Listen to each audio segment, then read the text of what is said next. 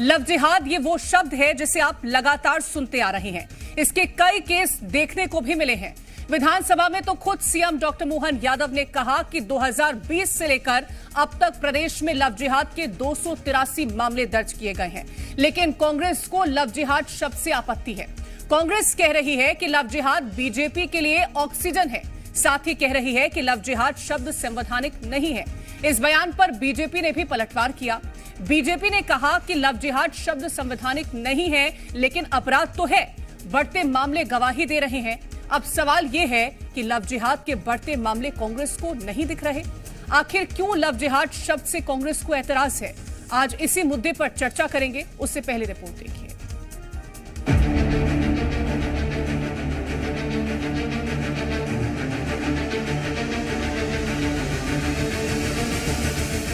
Love जिहाद पर सियासी राय।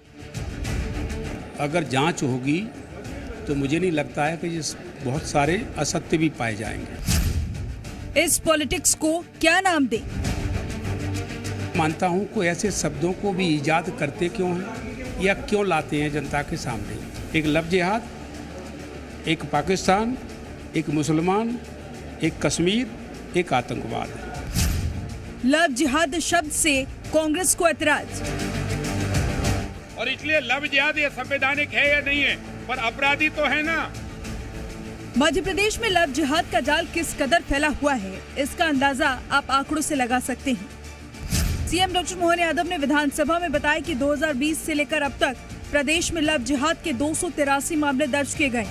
इनमें 18 वर्ष से कम उम्र की 73 किशोरियां लव जिहाद की शिकार हुई हैं। सबसे ज्यादा 55 मामले इंदौर में दर्ज किए गए हैं।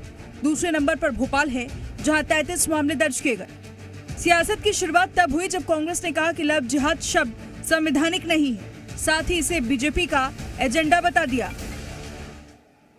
भारतीय जनता पार्टी की जो सरकार है, ये अगर जांच होगी तो मुझे नहीं लगता है कि बहुत सारे असत्य भी पाए जाएंगे। लेकिन मैं ऐसा मानता हूं कि लव जिहाद ये कोई संवैधानिक शब्द नहीं है और भारतीय जनता पार्टी की सरकार को इसका इस्तेमाल कम करना चाहिए, क्योंकि संवैधानिक शब्द नहीं है। आपने संविधान की शपथ ली है। लेकिन मैं ऐसा मानता हूं कोई ऐसे शब्दों को भी ईजाद करते क्यों हैं या क्यों लाते हैं जनता के सामने। एक लव जिहाद, एक पाकिस्तान, एक मुसलमान, एक कश्मीर, एक आतंकवाद। कांग्रेस विधायक के बयान पर बीजेपी ने पलटवार किया। लव जिहाद संवैधानिक है या नहीं, लेकिन अपराध तो है। साथ ही कहा कि कांग्रेस एंगल को बदलने की कोशिश ना करे।